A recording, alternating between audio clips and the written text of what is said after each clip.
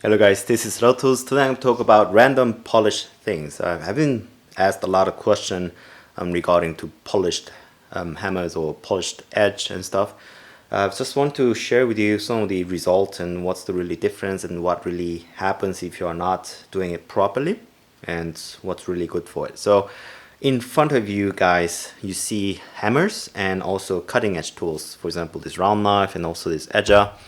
These two are hammer. This is more like anvil. This is a very small miniature track for rails and stuff, but it's a really tiny one. This one is hardened as well, and I polished the surface recently, and I don't like the result that much, but then I would just like to show you what's really the difference and what it's like. So first of all, hammers. If you're using hammer for your leather work, or if you're doing any of the gluing work or your stitching work, you need a polished surface. So for example, these two hammers, they have a different size of face, but they are highly polished. So they are almost like a mirror. So they are very well polished, and if you see closely, I mean, you can see some of the scratches, very fine scratches, but then on an eye level, or your naked eye level, is not that bad. I mean, they are highly polished. It's like a mirror. You can see the sky and also the surface of your workbench, whatever it is. Yeah. On the other hand, on the back side, it is not mirror polish. It's more of a satin brush finish, just smooth edge, and also a bit polished, but then it's not mirror polished. What I call this, I call it brushed but mirror polished. So what it means is that it's not surface to that so fine that it looks like a mirror, but it's so smooth to touch, but it is also usable, useful surface. It will not damage any leather, it will not scratch any leather, but then it looks much better this way. And of course, if you compare both, this highly mirror polished edge, mirror polished surface is much better because it's a lot smoother. Yeah. It has a special face because this is the hammer that I made, and has a very fine polished.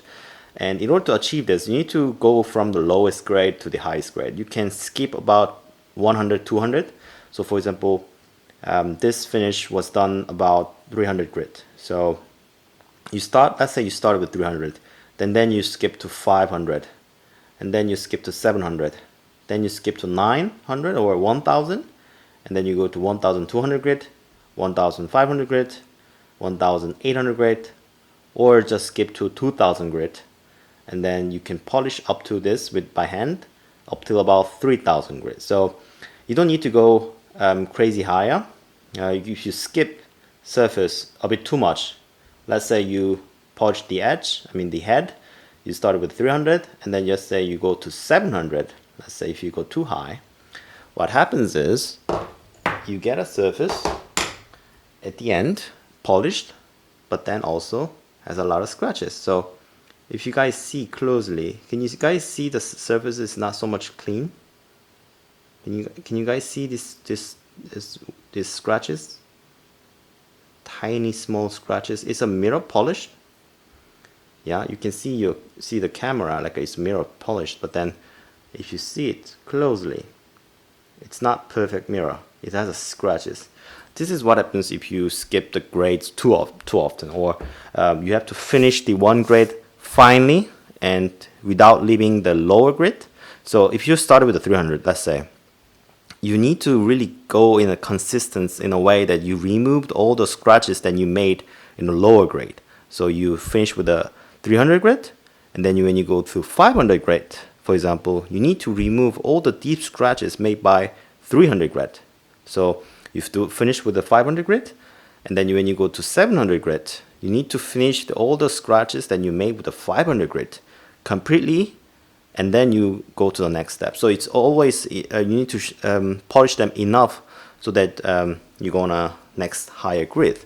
So again, for example, this is done very well.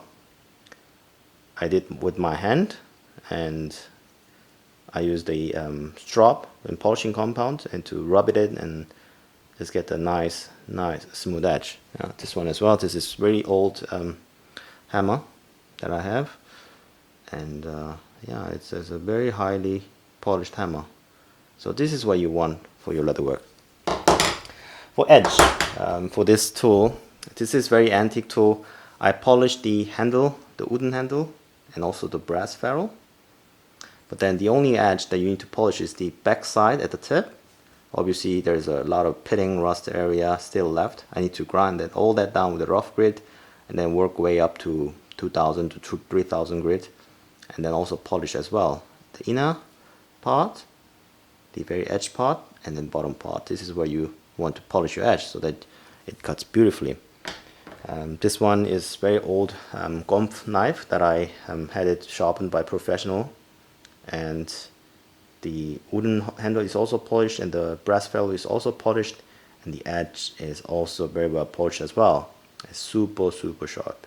Yeah. So the only working part very at the edge is where you should polish your edge.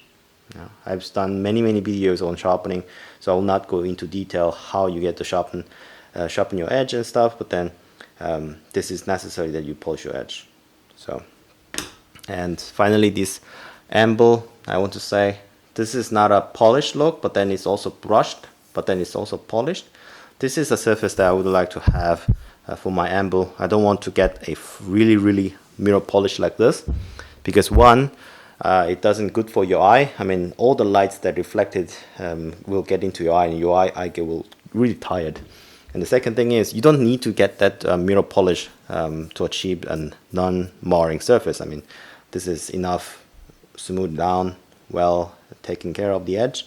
So the surface of the block is already good enough, so I don't have to worry too much about it. So what would I do is, I would when I place my workpiece down, when I glue and stuff, or when I stitch down, when I hammer the stitches, I will do it like this. So yeah, so this is how I do, or this hammer as well. I'll show you what it's like to use different hammers, but then these two are my most go-to hammer at the moment. So this was a random video. Just had to really start it off. Oh, by the way, this one as well. If you guys, do you guys know about this tool I showed you guys earlier? I made this is more like a bone folder, or horn folder, I should say. I use the tip a lot when I use this inlay and stuff. It's a highly polished horn. It's with a brass end with my name on it. It's one of the things that I prize myself. It's a horn, but then it's antlers. It's antler. So it's a deer antler. It's highly polished. I like to use it in my other work, so it's quite nice to touch and everything. So this is one of the positions I like to show to people. It's very highly polished, so it looks good and useful as well. It doesn't scratch or it doesn't leave any marks. So yeah, so that's it. So yeah, if you guys wonder about how to really polish your hammer, start with the low grits and then skip 200 grit distances. So it's not that difficult. It's just you need to be a little bit patient, and you need to be a little bit consistent, and that's it. Yeah. So yeah, hope you guys achieve the mirror polish on your hammers, and I will see you guys next video. Bye bye.